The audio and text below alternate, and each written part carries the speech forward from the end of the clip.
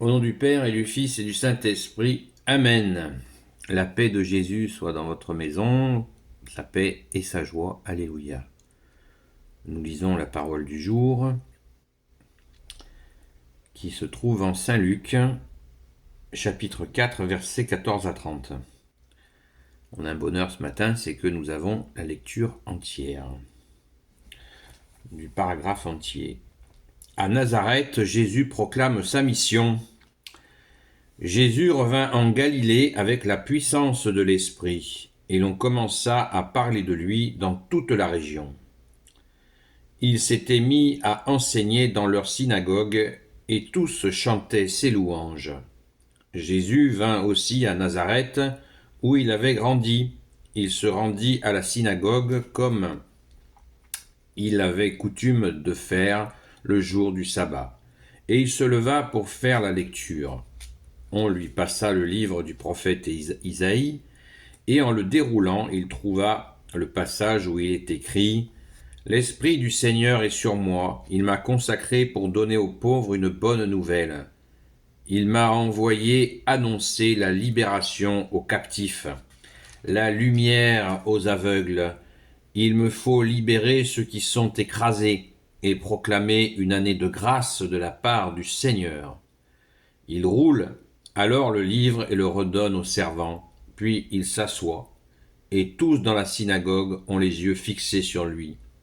Alors il commence à leur dire « Aujourd'hui s'accomplit cette écriture, voyez ce qu'on vous rapporte. » Tous l'approuvaient et s'étonnaient de cette révélation de la grâce divine qui tombait de ses lèvres. Ils disaient et pensaient que c'est le fils de Joseph. Mais il leur dit, sûrement vous allez me citer ce proverbe, médecin, guéris-toi toi-même.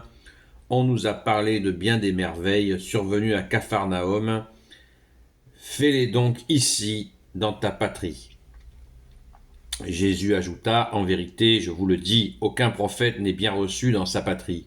Croyez-moi, il y avait beaucoup de veuves en Israël au temps d'Élie, lorsque le ciel retint l'eau pendant 3 ans et demi, et qu'il y eut une grande famine dans tout le pays. Cependant, Élie ne fut envoyé à aucune d'elles, mais bien à une femme de Sarepta, dans le territoire de Sidon.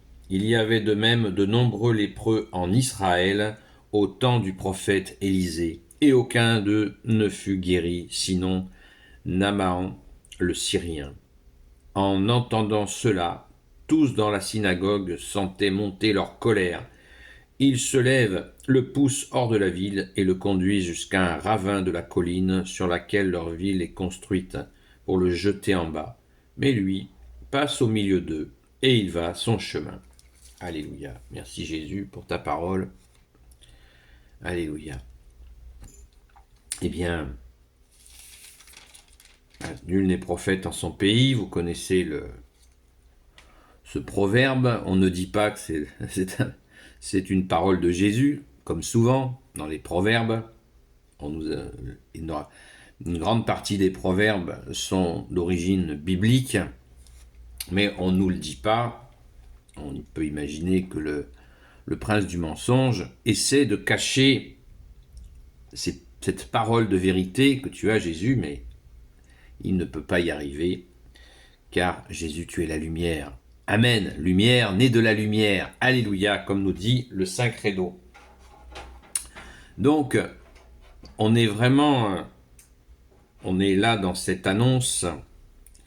Encore une fois, je le répète, il ne faut pas cesser de le répéter, c'est que l'Ancien Testament annonce, là c'est Isaïe qui annonce cette venue du Sauveur. On relit Isaïe avec toi, bien-aimé Jésus. L'Esprit du Seigneur est sur moi. Il m'a consacré pour donner aux pauvres une bonne nouvelle. Il m'a envoyé annoncer la libération aux captifs, la lumière aux aveugles. Il me faut libérer ceux qui sont écrasés et proclamer une année de grâce de la part du Seigneur. C'est encore une annonce de Jésus qui est la lumière. Et bien sûr, il le fait dans la synagogue. Donc les tenants de la synagogue, pas tous, mais certains, eh bien, ils veulent le provoquer. Jésus anticipe, vous l'avez entendu, en disant, allez, donne-nous des signes, fais des miracles, comme ça, à la commande.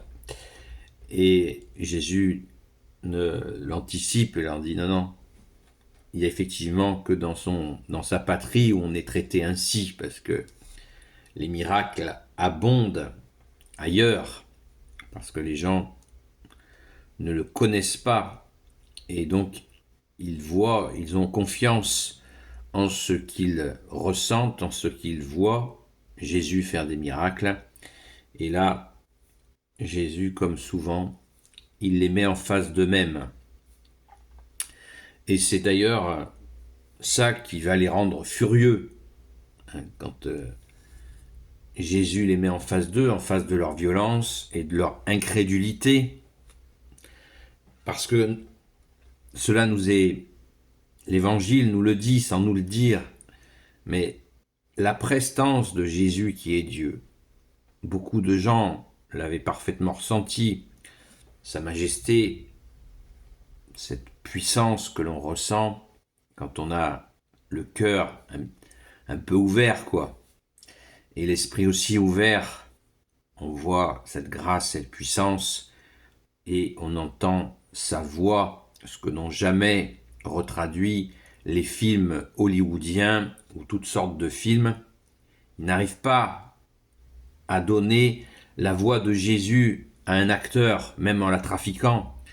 Ils n'y arrivent pas. Ils font des effets sur les cheveux, la grandeur, les yeux.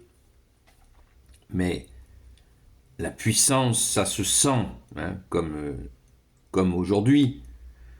Quand Jésus nous saisit, on sent cette douceur puissante en nous, pas à l'extérieur de nous. Et là, les gens de l'époque, j'allais dire, n'ont pas d'excuses, mais c'est un peu excessif.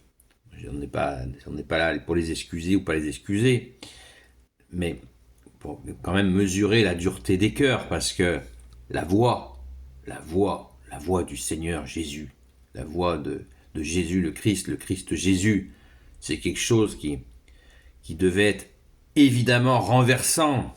À son arrestation, quand les soldats sont venus le voir, ils ont demandé où il était, et il a répondu, c'est moi que vous cherchez.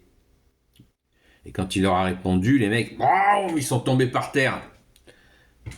Tellement la puissance du Verbe de Dieu, voilà, quand elle parle, quand il ouvre la bouche, ça renverse. Hein. On dirait un boiteux, lève-toi et marche. Un sourd et muet, tu vas parler, tu vas entendre, tu vas voir. Ou quand Jésus chassait les démons, voir aussi quand, bien-aimé Jésus, tu as ressuscité des morts. Lazare, lève-toi. Lazare, sors de ton tombeau. C'est waouh, ça aucun film n'a pu et ne pourra jamais retranscrire cela. Heureux sont ceux qui l'ont entendu à cette époque. C'est juste inimaginable. Merci Jésus, alléluia. Béni soit le Père, le Fils et le Saint-Esprit. Amen. Ô Jésus, toi qui peux tout et qui portes tout, toi le Sauveur, toi l'Emmanuel, je te confie toutes celles et ceux qui regarderont cette vidéo ainsi que leurs proches selon ta sainte volonté, ô Jésus. Sainte Marie, Reine des cieux, Saint Joseph, toi le Saint gardien de la Sainte Église catholique apostolique, Sainte Marie-Madeleine, notre chère Sainte Patronne, Saint Michel Archange, et vous tous les saints et saintes amis de Jésus, s'il vous plaît, je vous demande de bénir toutes celles et ceux qui regarderont cette vidéo ainsi que leurs proches selon ta sainte volonté, ô Jésus. La paix de Jésus soit dans votre maison. Je vous dis à très vite et restons bien en union de prière. Prions particulièrement pour la France, le peuple franc, demandant pardon pour l'apostasie et supplions Jésus que le Niger ne soit pas une deuxième Libye. Merci Jésus pour tes merveilles. Alléluia, gloire et louange à toi, toi notre seul sauveur, pour l'éternité. Amen. À très vite.